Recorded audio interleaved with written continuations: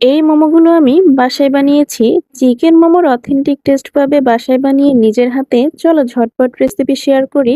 পেঁয়াজ মরিচ কেটে রেখে গাজর গ্রেট করে নিয়ে হাড় ছাড়া চিকেন কিমা করে নিব।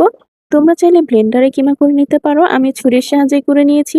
এবার চিকেন কিমার মধ্যে একে একে পেঁয়াজ মরিচ গাজর ম্যাগি মসলা গোলমরিচ পরিমাণ মতো লবণ আদা রসুন বাটা দিয়ে ভালোভাবে ম্যারিনেট করে রেখে একটা প্যানে তেল গরম করে ম্যারিনেট করা সবগুলো উপকরণ কিছুক্ষণ রান্না করে নিব যাতে কাঁচা ভাবটা না থাকে।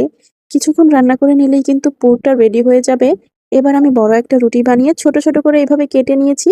এখন মোমোর পুরটা দিয়ে মোমোর শেপ দিয়ে নিব। আমি এই শেপটা দিয়েছিলাম, তোমরা যে যার ইচ্ছে মতো যে কোনো শেপ দিতে পারো।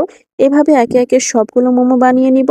এখন মোমোগুলো সেদ্ধ করার জন্য আমি এই পাত্রে তেল ব্রাশ করে নিব যাতে মোমোটা নিচে আটকে না যায়। আর নিচের পাত্রে আমি পানি দিয়েছিলাম। পানিটা যখন ফুটতে শুরু করবে তখন একে একে মোমোগুলো দিয়ে কিছুক্ষণ ঢাকা দিয়ে রাখলে কিন্তু রেডি হয়ে যাবে মোমো। দেখতে পাচ্ছ কতটা সুন্দর হয়েছে। আর টেস্টের কথা না হয় আমি নাই বললাম, নিজের হাতে বানিয়ে একবার টেস্ট করো। জাস্ট মানে একদম অথেন্টিক টেস্ট যেটা সেটাই পাবে। একদম সবকিছু পারফেক্টলি থাকে।